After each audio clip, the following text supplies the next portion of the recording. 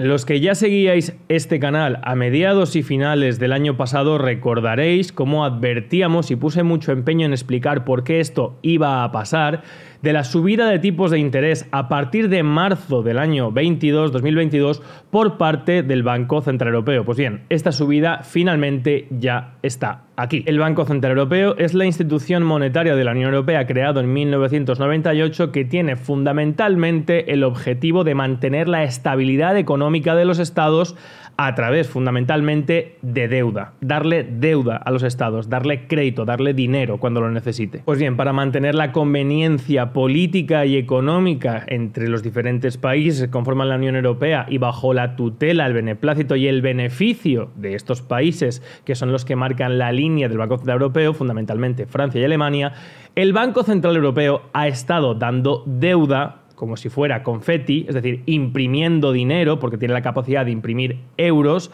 a porrillo en las últimas décadas, especialmente en los años de crisis. ¿Por qué? Pues porque en estos momentos los países de la Unión Europea ven ralentizada su economía, por lo tanto ingresan mucho menos y para no quebrar siguen necesitando mucho dinero, por lo tanto le piden al Banco Central Europeo que les dé dinero. La única manera que tiene el Banco Central Europeo para hacer esto de manera artificial es imprimiendo dinero. Y hay un principio fundamental de la economía basada en títulos y valores, es decir, una economía basada en papeles a los que la sociedad le da un valor, que es el dinero, las monedas, que se llama teoría cuantitativa del dinero, desarrollada por Jean Bodin, que tiene sus orígenes en la Escuela de Salamanca, España, concretamente por Martín de Azpizcueta en sus 5 comentarios y su comentario resolutorio de la usura de 1556, y después de Bodin, ya en 1911, fue el economista Irving Fisher el que lo aplicó a la macroeconomía con sus principios elementales de economía que dio pie a la archiconocida ecuación de Fisher. Y este principio fundamental de la economía que se ha puesto de manifiesto por diferentes autores a lo largo de la historia en diferentes situaciones, ¿qué es lo que viene a decir? Pues lo que está pasando ahora. Y lo que dice fundamentalmente esta ecuación es que si yo imprimo más títulos valores, imprimo más dinero a los que la sociedad le da un valor por título, por unidad,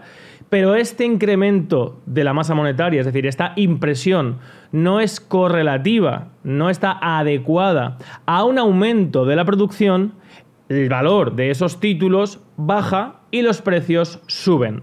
Eso se llama inflación. Y esto es básicamente lo que lleva haciendo el Banco Central Europeo durante las últimas décadas. Le está dando dinero a los estados de la Unión Europea que se lo están pidiendo, pero ese dinero que está dando no está aparejado a un incremento de la producción. En muchos casos todo lo contrario, sino a una paralización de la economía, incluso una recesión. Por lo tanto, está aumentando la masa monetaria, la cantidad de dinero que hay en circulación, sin que ese dinero sea un título que represente un valor real en la producción, un valor de riqueza que también se ha ido generando. Esto se puede hacer de manera muy puntual por una crisis. Cuando la economía se para, se deja de producir, por tanto la cantidad de riqueza que hay en la economía se estanca. No obstante, los estados siguen necesitando dinero y por lo tanto el banco lo que hace es imprimir más valores para que puedan seguir operando y después se vaya recuperando. Pero ojo, cuidado, eso habrá generado una desadecuación entre la riqueza real que hay en la economía y los valores, las monedas que representan esa riqueza. Por lo tanto, el valor que tendrá el dinero será menor, como hemos dicho, los precios subirán y tendremos que hacer luego un esfuerzo para recuperar esa descompensación. ¿Qué es lo que pasa? Pues que esto el Banco Central Europeo ha ido haciéndolo al revés de manera constante, ha ido imprimiendo dinero, mientras la economía no ha ido creciendo al mismo tiempo que ha ido imprimiendo dinero durante años y años y años, pero es que en los últimos 3 años, con la paralización total de los estados, con el tema del COVID, ha tenido que hacer esto, ¡fum!, imprimir muchísimo dinero, entre un 12 y un 13% de la masa monetaria, y eso es lo que ha puesto actualmente los niveles de la inflación entre un 10 y un 12%, se han encarecido todos los productos brutalmente y eso ha obligado ahora al Banco Central Europeo a subir los tipos de interés, es decir, a intentar recuperar un poco de lo que ha estado prestando. Se especulaba que la primera subida, ahora en julio, iba a ser del 0,25%, sin embargo se han visto obligados ya a subir un 0,5%. Pero esto va a ser totalmente insuficiente, como se está viendo ya en los últimos días. De hecho, llegamos hace 2 semanas a la paridad de valor entre el euro y el dólar, es decir, un euro valía lo mismo que un dólar, lo cual implica una depreciación muy grande del euro porque históricamente siempre ha valido más. Pues bien, esta subida de tipos de interés del 0,5 del Banco Central Europeo se ha traducido única y exclusivamente en un aumento del valor del euro frente al dólar del 0,02. Es decir, hemos pasado de $1 vale 1 euro a $1 vale 1,02 euros. Es decir, una subida insignificante. ¿Y esto por qué pasa? Pues pasa porque el Banco Central Europeo ahora mismo, mientras hablamos, sigue imprimiendo dinero. No al 12 y al 10% como ha hecho estos dos últimos años, pero ahora mismo, por ejemplo, en torno a un 5 o un 6%.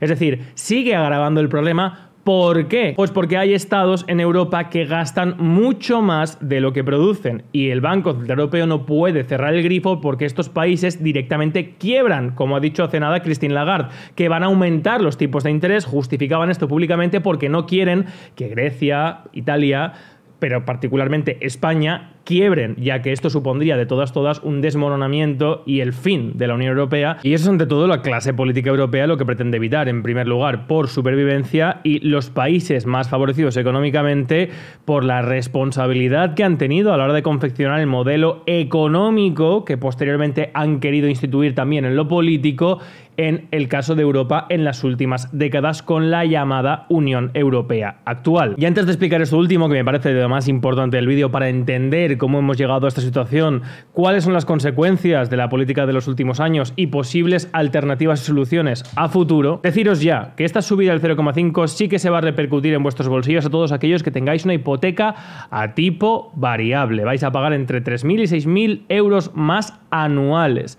Y esto no se va a quedar aquí.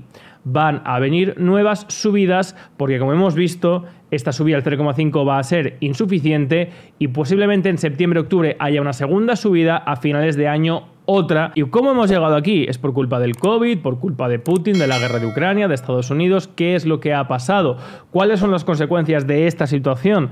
¿Y cómo podríamos solucionarla? Bueno, pues eso vamos a explicar en el próximo vídeo para que este no se hiciera muy largo, que tenéis ya aquí. ¿De acuerdo? Aquí tenéis el botón de suscripción para seguir el canal y aquí tenéis el próximo vídeo en el que explicamos las causas de cómo se ha generado esta situación, las consecuencias y posibles soluciones al respecto. Lo dicho, suscríbete, dale like si os ha gustado, compartid el vídeo. Salud y libertad.